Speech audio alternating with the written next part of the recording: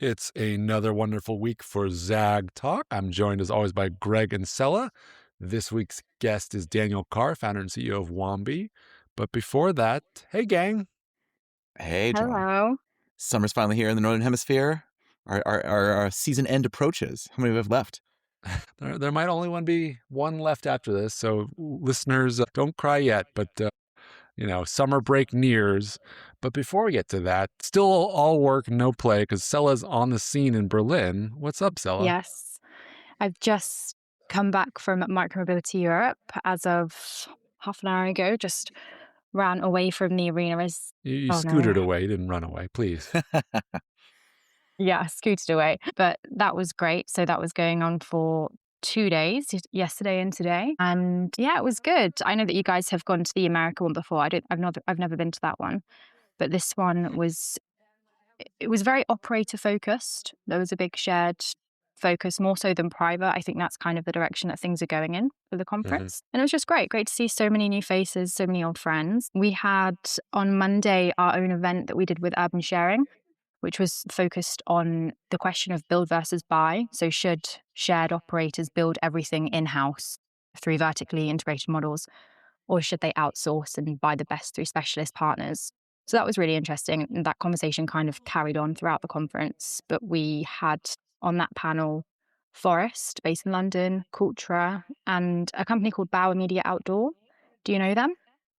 No, but I can presume they do billboards, out-of-home advertising? Yeah, exactly. It's kind of, and then they have bike share that's integrated as part of this wider advertising network, which is really interesting.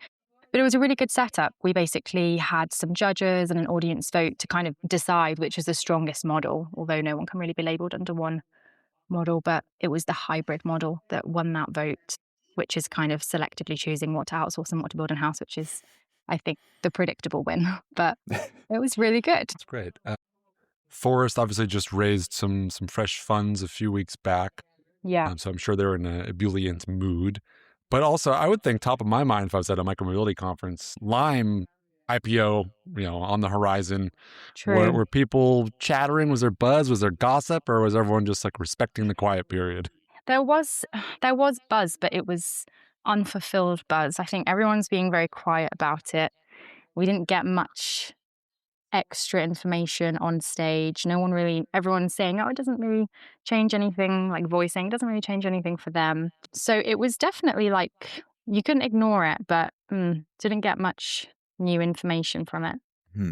My question is whether there was a hot new exhibit. When I was at South by in Austin in March, we had to go stop by Rivian to go see Also there. I see they're in those as sponsors. But yeah, who had the cool new hardware? Yeah, well, we saw Also, which was good. That was great. They had all their bikes there. Who else? Saw Bosch, not really exhibiting hardware such, but good to kind of see what they're doing. And then all the main operators bringing their latest models. The bike brand Navy have come with their latest e-bike, which was cool to see. It's kind of like it's much bigger than their past model. They're kind of targeting it more towards delivery and larger riders, just filling a kind of gap there in markets. That was good. But yeah, there was a lot on the exhibition floor. And then we moderated a panel on fundraising, and that was really interesting. So that was with Fundraiser, EIT, Urban Mobility, and No Such Ventures. And that was kind of what we wanted it to be, was basically what turns them off and what turns them on, with pictures, pitch decks, what they're looking for. So you can let me know what you think. So the lessons that we had from that, the main things, memorandums of understanding, letters of intent, they don't care about it. It doesn't mean anything. They make takeaways, basically. They want to see commercial traction. Show us the users, show us the Yeah, but obviously, yeah. even if it's not a money generating company, there has to be something more than just vision there. So whether it's cold calling or just something different, that was kind of my takeaway. Basically signal that there is interest and you're doing something different there and that you can execute on it. Well, that's exciting. I'd say it sounds like bikes and scooters are back to, maybe not as frothy as it was 5 years ago, but the market's found its legs. Yeah, definitely. I think every year, I think I said this last year as well, bikes continue to take focus. I think it's fair to say again this year, much more of a bike focus than a scooter focus. But yeah, but really good. But yeah. Don't let us keep you on your way to the after party. Yeah. Sorry, I'm in between locations now. I have to run out of this apartment and into a new one. But I will leave you. Thank you so much, guys. And see you next time. see you next week. All right, so it's me and Greg. We're gonna kind of bring you guys the rest of the news. I got a lot to get into, and there's one story. I feel like Greg, I know I've been tracking this one, but I feel like you must find this intriguing too, because we just love watching the financial market sort of process these companies. So the last week or so, Uber has been trying to gobble up Delivery Hero, but there's like so much more backstory there, right? So Delivery Hero, multinational, Berlin-based third-party delivery platform, always been one of the weaker players. Never quite achieved profitability. Been around for 15 years. For the longest time, it was backed largely by Prosus, the sort of Dutch South African e-commerce holding giant. But about a year ago, they basically decided to switch their horse to JustEatTakeaway.com, another European delivery platform. And as part of that, for the competition concerns, basically the EU made them sell down their Delivery Hero holdings. You can't own both because that would be anti-competitive. So they've been slowly offloading Delivery Hero. For the longest time, the main buyer was this hedge fund Aspects that basically wanted to then like split the company up for parts. They could realize more money with like the stronger markets on their own and just killing off the weak ones was the thinking. But then in the last week or so, both DoorDash and Uber started sort of circling the wagons. And it seems like Uber basically made the first move. They bought up a pretty sizable amount. I think at this point, they're basically around 30%. And that changed everything. All of a sudden, it's like, wait. Like, maybe we don't want to sell it to you. I was going to say, not so much circling the wagons, which would imply defensiveness, but more like circling vultures in this particular case. Yeah. But yeah, it is interesting to see. I mean, just to me, it underscores like maybe the real business all along here was financial engineering, given the fact that we're seeing Uber swoop in to acquire shares in the open market to get an end run around their rejected offer. And then it's hilarious that Prosus is now finally the sleeping giant has awoken, and now they're figuring out how to extort as much cash as they possibly can out of Uber, which is probably the end game here. But yeah, it's hilarious. They're taking these bundles of assets and figuring out ways to now squeeze out any last dime out of them after never being profitable. Yeah. Yeah. And the last update I saw was basically they'd gotten permission from, the right EU bodies to extend the holding period. So they basically don't have to fire sale it off over the next couple of weeks, so they can negotiate with Uber or whoever else, which seems like a fair compromise with the commission. But yeah, it'll be really interesting to see, one, what the final price is. Two, seems like, it's going to be Uber's at some price, but, could some other player swoop in? Could DoorDash make a sweeter bid? Who knows? But yeah, I guess, eventually all those people ordering delivery in Eastern Europe and the various Delivery Hero geographies, you'll be doing on the Uber app. There you go. Well, I have a loaded question for you, Jonah. So, Prosus is trying to make the claim here that this will harm European technological sovereignty and competitiveness if Uber acquires it. Is that true? Will that really harm Europe's tech stack? We love using the word sovereignty and all sorts of things now to make it seem like this is like a defensive. I reside in Canada, man. All we do is think about sovereignty these days, for good reason. I haven't thought about the national security implications of who I'm getting my Delivery Hero. From. I know it's fun to think about there, but yeah. Thank goodness it's not a Chinese app. That's all I can say. Anyways, so moving from delivering food to delivering everything else. One thing that's also been picking up speed is literal speed of delivery. So both Walmart and Amazon launching 30-minute delivery in the last couple of weeks.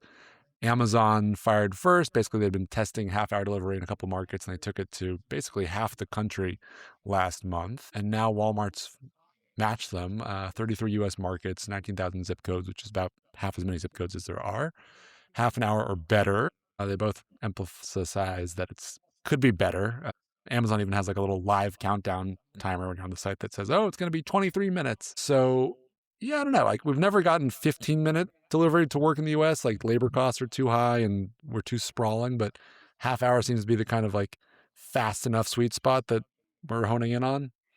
Which is funny to me because that's both, of course, 30 minutes is Mark Ketty's constant. That's the human heartbeat of movement. And then also it's Domino's pizza promise from the 1980s. We're back to basically, 30 minutes of your pizza is free practically. So yeah, I guess we always knew this. I mean, to me, the question about this is, of course, is a sort of the interesting counterpunch going on between Walmart and Amazon, where Amazon, as of late, and Bloomberg did a great story and visualization on this, is pushing hard into rural offerings and trying to basically extend their network to basically attack Walmart in its rear. And then this would appear to me, on first blush at least, given the markets of Austin, Dallas, Houston, your sprawling Texas triangle cities to start, and Oklahoma City. But yeah, you want to go back to urban areas. So can you stage your sort of your urban locations here to carry this out? So yeah, it's Oklahoma they're City is both basically North flanks. Dallas at this point. Yes. Well, yeah, which is, and if you can make it happen in North Dallas, you can make it happen anywhere. There's a reason the Metroplex is ground zero for drone delivery and everything else here. Like, that is the American template of sprawl in the 2020s. So yeah. I think to your point, yes, this used to be pizzas. Now it's everything whatever else. skew your heart desires. I wonder eventually, could I get, a lot of Walmarts have like a Pizza Hut in the forecourt. Could I have someone throw that greasy pizza in with my, toilet paper? I'm sure you can. It goes back to like my whole ongoing thing here, where like, again, North Dallas, like the entire American tech industry is designed to keep you on your couch, doom scrolling forever, and then everything you need is going to be arriving at your doorstep there, out in your cul-de-sac. So, well, they want you doom scrolling. They also want you trading stocks. So, new public offering, Matternet drone delivery. They just raised $33 million as part of a reverse merger taking them public. Obviously, if this was a few years ago, this would have been a SPAC, and Greg and I would be gleeful with all the details. But I think the fact that this was only $33 million shows you that still not quite as frothy a market as it once was for, technological whiz-bangery. And that's not going to get them very far. I mean, fighting gravity is expensive, as we always say.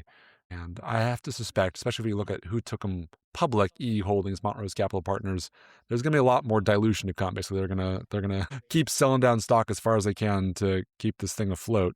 well, how do you see this also one going, Greg? also a cautionary tale, not quite living up to the saying of being too early is just as bad as being wrong. They're not quite wrong yet, but Matternet was like the pioneer in this, man. The vision of multiple switching stations, of basically building a packet switching drone delivery network for the planet, like the way you have TCP/IP. All that sort of stuff. And they really seeded the ground intellectually for a lot of stuff there. But this goes back to like execution, product market fit. All the other drone companies have gotten out there with their retail partners and doing delivery stuff. And Matternet's just really never gotten the same kind of traction, at least here, certainly here in the States. I mean, I know they were Swiss-based for a while. They had that UPS pilot for a long time. I did an interview with the CEO, Andreas, a couple months ago. And he sort of talked about that. Yeah, that's why it's Matternet, like internet, but for matter. And I don't know. I mean, when some of these other guys have raised hundreds of millions, probably at this point, billions of dollars, I suppose sometimes you just need that special sauce as a founder that lets people just rain money on you.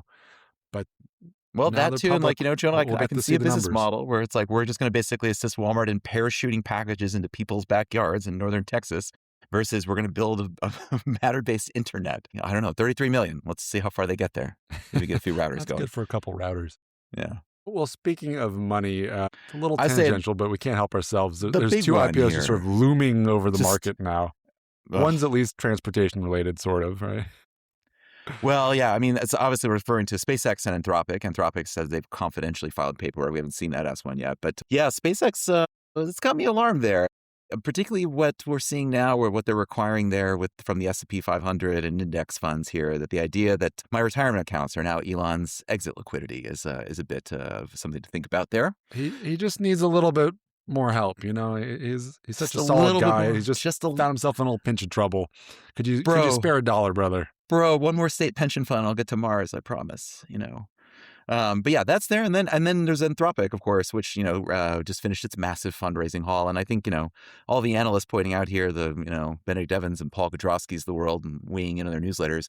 I think as Kudrowski pointed out that like Anthropic alone would be greater than the total IPOs of every company in the .com era from 95 to 2000. And I think it was Evans who pointed out that if you add OpenAI's projected IPO into there, and please stop me if I'm being a broken record here, but like the sum total of all IPO money ever raised. So that's really where we're at here. We're like at the end stage of the market's ability to even digest this stuff. But Elon's going to get his exit liquidity, and then we're going to go to Mars. Well, we will see where it takes us. Well, someone pointed out also that the SpaceX, IPO is going to make a Tesla merger inevitable, so he can get the kind of controlling interest he wants, the sort of shares there to take back total control. So we'll see if that conspiracy theory plays true, where in the end there is just Elon Musk Enterprises, EME. Just Elon Inc. I'll be very curious here in Southern California. There's obviously going to be a bunch of newly minted millionaires of SpaceX employees tooling around in their Teslas. So watch out, real estate market, I guess. And on the other side of the political spectrum, I thought this one was interesting. So Massachusetts just recognized the first official rideshare drivers union. So 70,000 drivers, supposedly like the biggest group of new private sector workers to get union recognition since Ford joined the UAW in the 40s, which is crazy. And so they can basically now collectively bargain with Uber and Lyft over wages and benefits and whatnot. Yeah. Obviously unionization in this country has not been going in that direction for quite a few decades. So interesting to see this happen. No surprise it's in a left state like Massachusetts, but curious if this sets a mold for other left-leaning states. Well, perhaps it will. It'll be interesting to see if California, given everything that's happened out there with the various referendums and things that the various ride-hailing companies have sponsored over the years. But also, does this also just basically add more of a tailwind to autonomy? One way to deal with those troublesome unionized drivers is to replace them with an algorithm. Yeah. That'd be curious as a sort of like longer tail effect. Now that there's this political body, does that mean there'll be more regulatory, blockades towards autonomy in the Massachusetts state government? No, potentially, and then we can basically imagine how this plays out, right? Like then we start hearing about captured markets and all this sort of stuff here. Yeah, rentiers and regulator arbitrage and that sort of thing. But the flip side too is the notion of like, well, if you make better things possible, then capitalism will just find a way to cut you off at the knees, kind of thing. So it'll be interesting to see if the unstoppable force of the immovable object holds up in this particular case. Greg, you're so optimistic. Adam Smith would agree with me on this one. Yeah. So speaking of optimism, this one, I can't tell if I like this story or not. There's a little bit of pros and cons here, but Kansas City, not a town that we often talk about, but so they just expanded their streetcar about 3/4 of a mile to the riverfront. Not a huge extension by any means, but what's interesting about this one, there was this whole wave of Ray LaHood FTA era streetcars that are basically all boondoggles. Like no one rides them. They don't go anywhere important. Cities sort of use them as like economic development tools. DC literally just ripped theirs out. And Kansas City has been sort of one of the rare success stories. It gets around 10,000 riders per day. The route's now 6.4 miles, has dedicated transit lanes, comes every 10, 15 minutes. It's no fare. I'm not saying that's European or Asian level success, but for middle of America transit project, not too shabby, right? Yeah, although, again, underscores like, I would say I was under the impression that a lot of those air projects were basically sort of driven by real estate interests, of course. They're basically hood ornaments and sort of urban revitalization / gentrification efforts. Sure.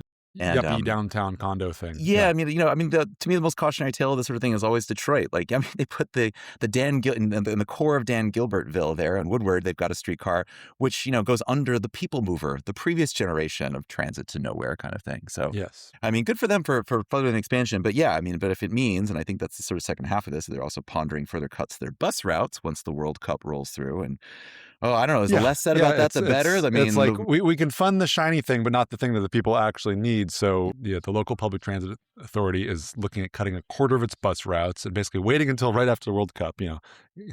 We've got to look nice for the visitors, but then cutting 1/4 of the transit network, which is already fairly anemic. And yeah, obviously there's sort of different funding streams for the streetcar versus the transit, but yeah, again, it gets to the question of like, who is this for? What's the purpose of this? And whose interests are being served by expanding the streetcar versus that sort of essential service? These ongoing questions here about policy and who it's for.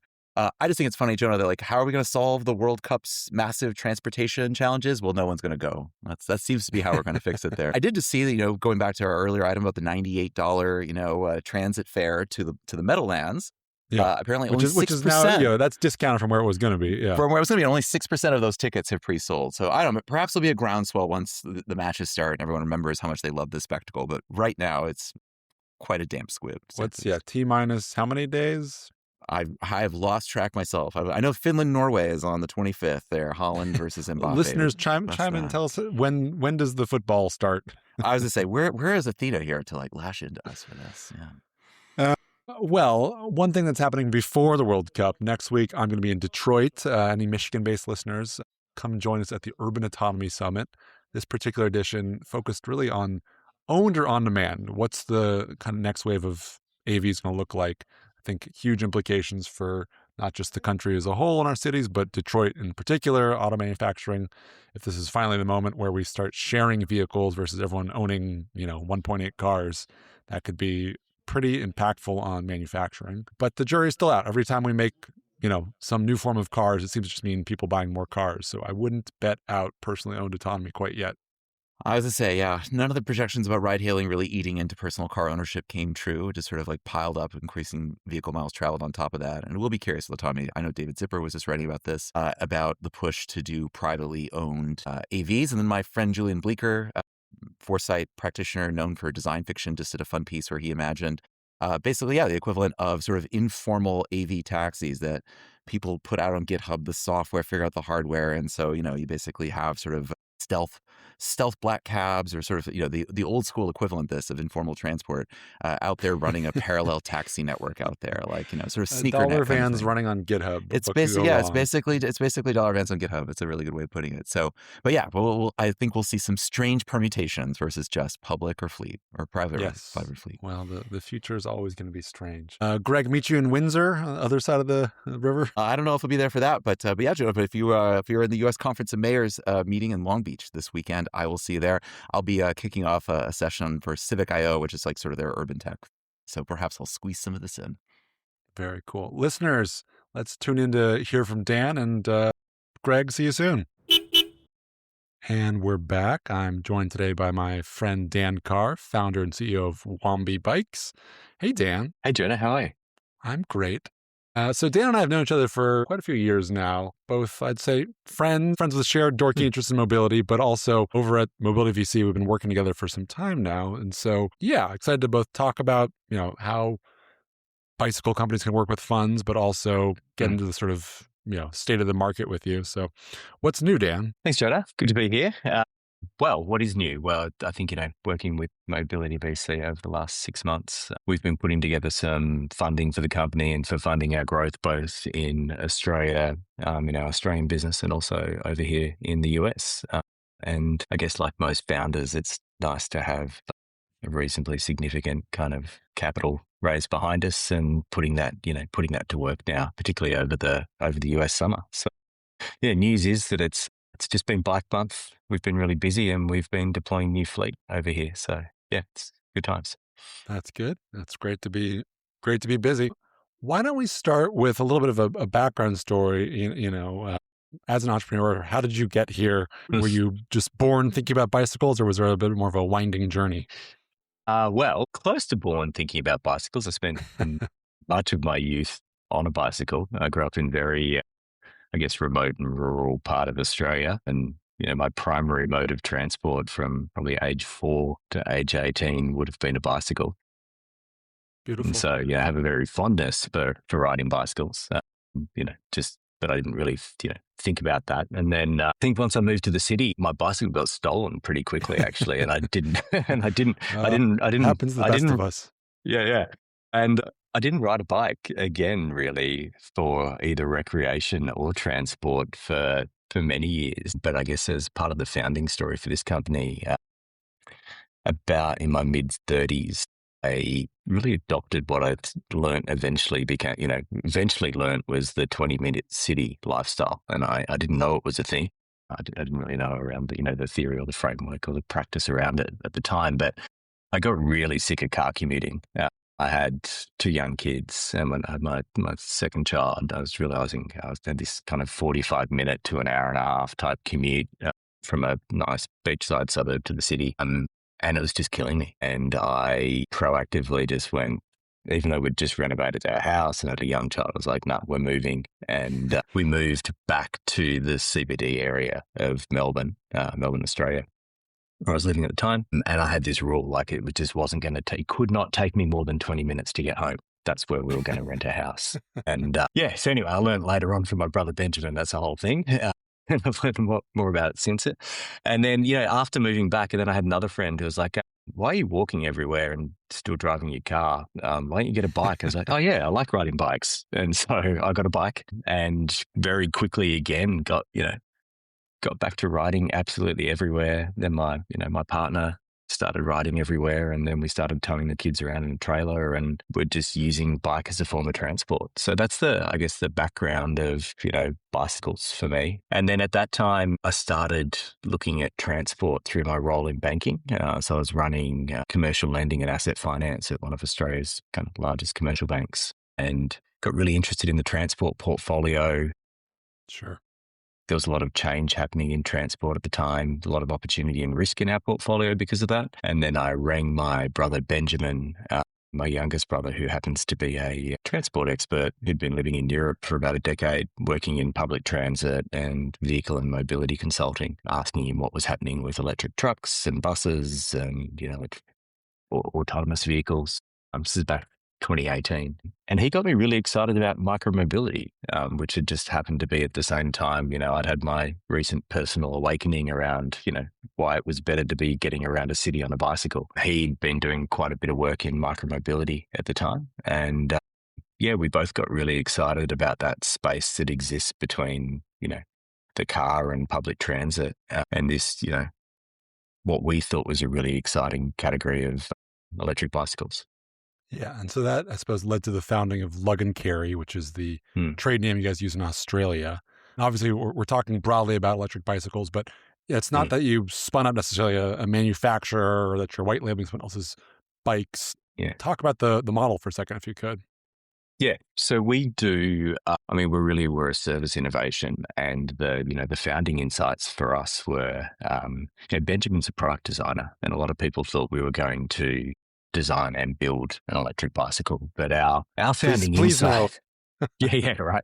Well, I probably would have done it, right? But having him on the team from the start was like, no, we're not designing a bicycle and trying to get into manufacturing. No, our read of the market was that there was some really great product coming to market in the micromobility space, but the sales and service ecosystem that existed for bicycles was not well suited for the opportunity for bicycles as transport. So bicycles, mostly globally are sold as sporting goods and recreational products, not as vehicles. And they don't have the ecosystem or the sales and service networks that exist around vehicles, or they're immature and they're more set up for like sporting goods use cases. So that was one of our founding insights. And then, our second founding insight was that utility bicycles, so cargo bicycles, have the opportunity to introduce a lot of new use, by addressing new use cases,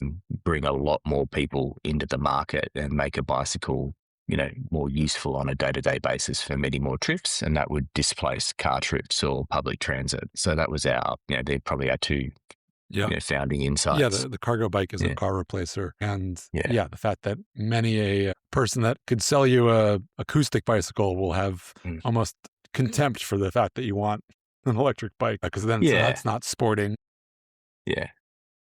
And what I particularly like about the model from like a business lens is just, that has all the positive attributes, but it's almost sort of like a fintech play meets a service play, because people are coming to you, and instead of buying a $3,000 bike, which is scary and a big commitment, you can now sign up for a monthly, effectively a lease, and then it's like a much more palatable nibble into the addictive form of electric mobility.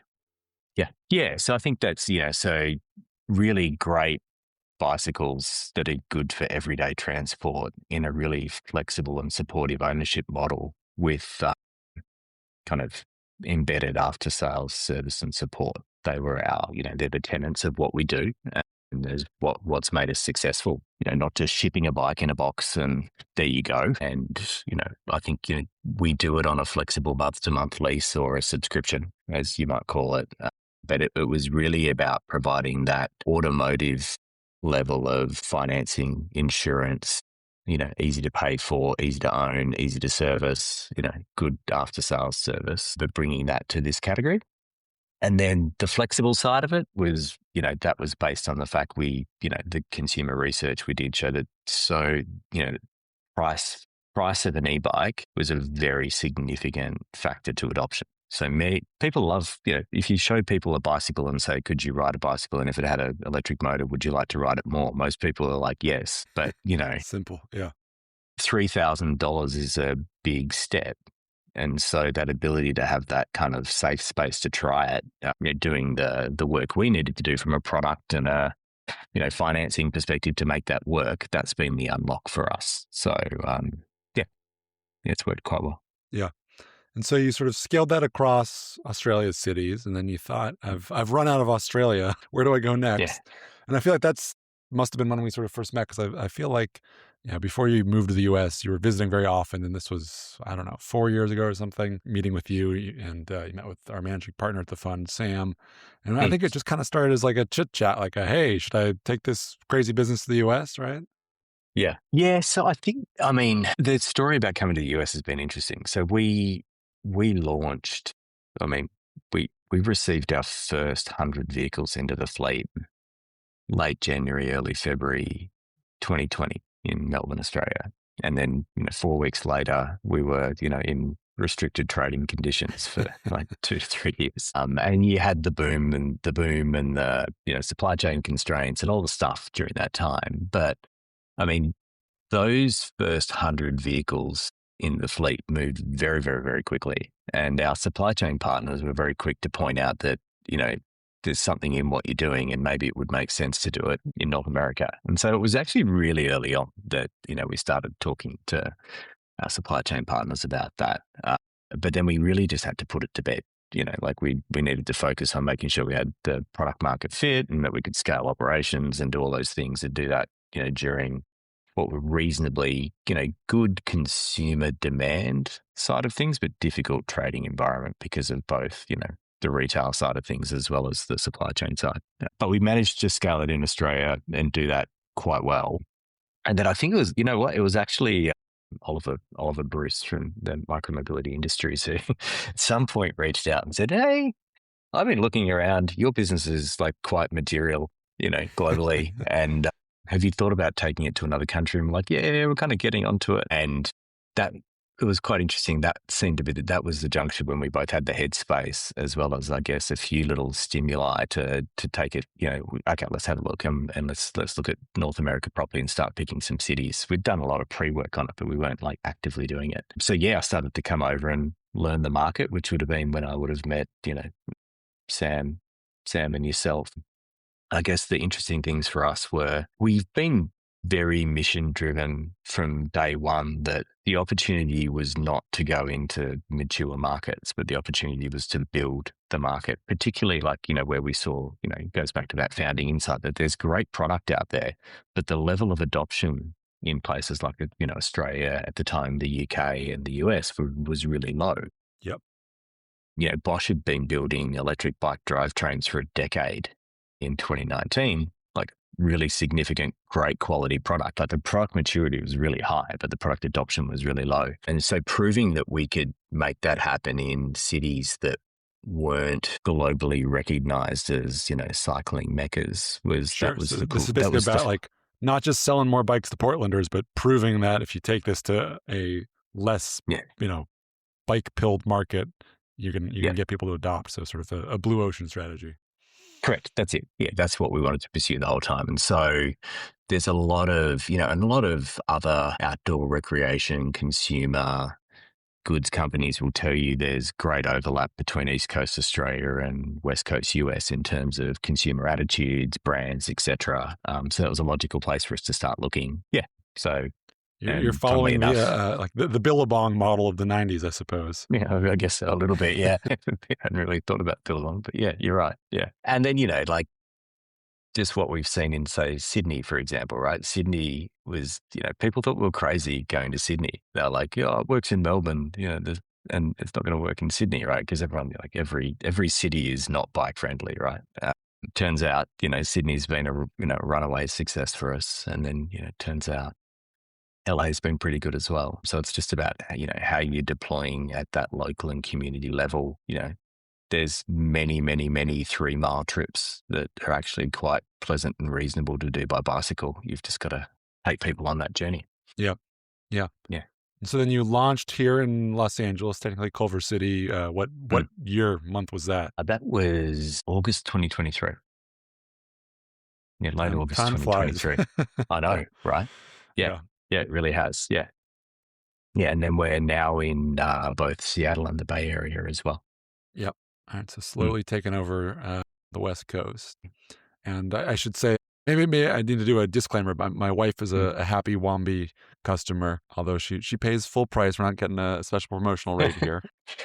But yeah, no, I mean, I think what's amazing is you see them around town. And again, it's not that you've got, your own crazy special hardware. So it just, you got to look for it in a sense. But yeah, I think adoption really is proving your model. People, if they see a bike and it's attainable and affordable and you have like a service that makes them comfortable that when something happens, they're not going to be left on their own. I think obviously it helps that there's been a bunch of bike lane investments locally to make it comfier to use a bike. But I think the model's bearing out. Yeah, I think and look, this is a hindsight revelation. It was not designed for, right? But we realized that by doing the flexible lease or the subscription, and giving people the opportunity to exit really easily. So you just have to give us 30 days notice and we'll actually come and pick the bike up. Like there's no, there are people who do versions There's no hard of what feelings. No, and there's people who do what we do, and there's like there's a restocking fee, or it's like really hard to give the bike back, and all the stuff, right? And we just haven't done that from day one because we want to. Well, they're our assets, and we own them, and we want to look after them. Is one of the key reasons, but also just from a consumer side, we just want to make sure that there is that lowest barrier to entry at the acquisition point. But by paying, by having the monthly model, we've got to win the customer every month, right? And so we end up with a whole bunch of customers who don't become bike riders. We end up with a lot of churn and we don't make any money per customer. And so, our origination model is really beyond the point of just delivering the bicycle and train, and that's why we do things like a 45-minute orientation that's very prescriptive. That's why we do things like helping our customers understand what riding in their local area looks like. All these things we build into it is all about, kind of activating the person as a bike rider, not dropping a bike in their driveway. And which I think is almost different than on the a lot road, of the DTC model where it's, I don't want to say it's all fly by night, but there's a lot of just like aspirational, like, oh, you're going to love this, but if you don't, you bought it. Like, so. Yeah. And I think it works well, right? Again, it's about playing in that kind of differentiated and blue ocean space for us and being a differentiated company. Yeah. That works. Yeah. And I think, the other thing that, and I don't mean to just say you're right about everything, but there is something about cargo bikes. I ride a regular acoustic single speed bicycle. And I don't do a lot of, I don't take it to the grocery store because then I'd have to have a humongous backpack on. But my wife with, it's a turn and you guys got quick hauls, GSDs, HSDs. She's got the nice panniers and the rack and she'll pick up groceries at Trader Joe's and come back. And it really does augment trips that might otherwise be done on public transit or worse yet on a car. Yeah, I think that's it, right? Like, so the big thing for me was I made that transition to being a bike rider. We towed the kids around in one of the little trailers behind the bicycle and considered myself I ride my bike everywhere guy, right? And it wasn't until Ben just said, go and buy an electric cargo bike because everyone in Germany is starting to use these things. Sure, yeah. It's back in 2019. And my wife and I test rode one and just bought it on the spot because we'd had enough lived experience with the other way of doing things. And then after a couple of weeks, I just noticed the car hadn't been used, right? And I didn't think, it was again a realization after the fact. So hang on, we did that on the bike, we did that on the bike, we did that on the bike, which was showing me that I wasn't actually riding my bike everywhere. There were so many trips I was still dependent on the car for because I didn't have the utility. And so the utility is really important. And it means and the other one is like and this is Ben, the great thing about having Ben to found the company with is really smart stuff like choosing the turn bicycles that we've chosen that are, fit a broad range of body types, ergonomically and can be easily adjusted and can be adjusted for different types of utility or different types of, passengers of different ages. But even just like shared in a household, like your car automatically, comes with the features that allow you to easily share it with somebody who's got a different body type to you. Sure. It's Right? pretty easy to Bicycles, slide that seat back. Yeah. right? Bicycles just haven't done that, right? It's always been a personalized object around, optimized sporting kind of outcome, right? Mhm. And that still carries over into the cargo and the utility space. But with the turn bicycles, low step over points, really adjustable handlebars, all those sorts of things that allow you to, use it as a shared household object, all of a sudden it becomes a genuine car alternative or supplement in the household. And Yeah. that's exciting. Yes. Yeah. Yeah, and it does feel like in a way, you've sort of become this, extension for an amazing brand like Turn. Mm. And, I had the pleasure of getting to meet like the Turn CEO in Taiwan, and Yeah. just like everyone else, they speak so highly of you. I think that same Yeah. ethos of not screwing over the customer if they want to cancel, being a good business person seems to carry a lot of water. But yeah, is there, I suppose, can you see the brand moving beyond just cargo bikes one day? Yeah, I mean, we've started to, because there is definitely demand for. I don't think we'll move beyond core urban utility. Is kind of the way we talk about it. I mean, God, they're 3 words. Core, what? But yes, we were not going to get into the super recreational space. That would be just Sure, not the the right thing to $10,000 do for carbon us. fiber 2-pound bicycle. Yeah, Yeah, but different customer. a slightly wider range of bicycles is useful for where the market's at now. It wasn't useful 6 years ago when we started, but having a wider range now definitely is. And we've started to do that, still keeping it reasonably tight because we want to keep our SKUs down and keep the business as efficient as possible. And having an efficient business means we can keep the price down and still give Yeah. good service. And Yeah. speaking of business efficiency, how have you gone about scaling business? Like, what is it like spinning up a new market? What's it like, financing these vehicles? Just get wonky with us for a second. I mean, it's not easy, but that's good because I think we've got a little bit of a moat there, Yeah. right? I think and there's been people who've attempted to do what we've done in like the local markets, and being able to do it on 10 bicycles is quite easy. Doing it on thousands of bicycles at once is hard, right? And it's hard from a financing and it's hard from an asset management perspective. So let alone just doing, everyone can kind of, maybe do customer service quite well, but the financing and asset management side of it is not straightforward. And that's kind of good Yeah. for Yeah. us and But nor from being an early necessarily player. like the sales versus the service; those are two different skill sets. So kind of getting all I those to think work. that's right. I think the having just good back end processes for us, making sure. I think the fun way of saying it is that we treat the bike itself and the customer as kind of equal objects, if that makes sense. Like in terms of our internal processes and management is like, we have great record keeping and processes around the bike and how it lives with us and how it comes to us and leaves us and how we manage it while it's here, the same way we do a customer. And I think that's been the essential part to being able to scale the business in a way that kind of makes money. So Yeah. What about, taking a step back? What are the sort of like macro trends that you think are most relevant? Both, looking at some of the other bike players in the space. We just had like the Dance Swap Fiats merger. What are sort of the policy levers that are getting pulled? What's happening above Wombi? Yeah.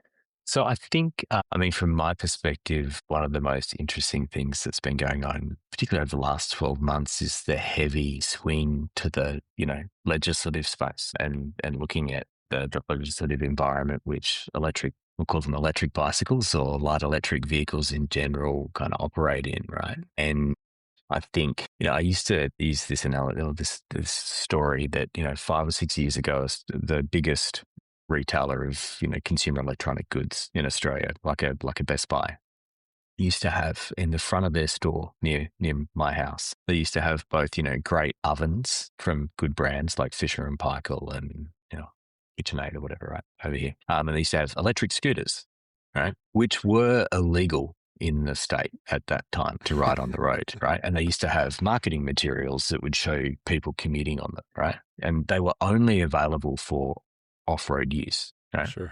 Or personal property use. And they'd have them next to the display center for the ovens and the kitchen appliances and the TVs and all of them. There's like, if they were selling ovens that were unable to be installed in your kitchen and used legally. The consumer, Can only be used with your own propane tank. Yeah. right? Like, it just shows how immature the market was, right? Is that the consumer regulators weren't policing that, right? Back at that time, but they are now, right? And there's been, and unfortunately, it's taken, quite a lot of injuries and deaths for it to be taken seriously. But you're now looking at, I guess the pendulum swings, and there's a lot of legislation at both, state, local, federal, national levels, people revisiting the legislative environment around e-bikes, e-mopeds, scooters, etc. Yeah. So I Yeah. think And that's I been can good. see how that's good for you in the sense that, like, I think a lot of people got addicted to this idea that, oh, I can go online and I can order a $600 electric bicycle and surely nothing will go wrong. Right. And then it Yeah. turns out the battery and the build quality on something like that might not be what you need it to be. Yeah, that's right. Well, I think there's that. Well, obviously there's been the fire side, and then the safety aspect of speed, in the vehicle. And I think that for me the most interesting one has been when Ben and I looked at the market. I mean, I didn't really know much about e-bikes or anything at all, but the thing that gave me, and coming from banking, I had quite a risk management mindset at the start.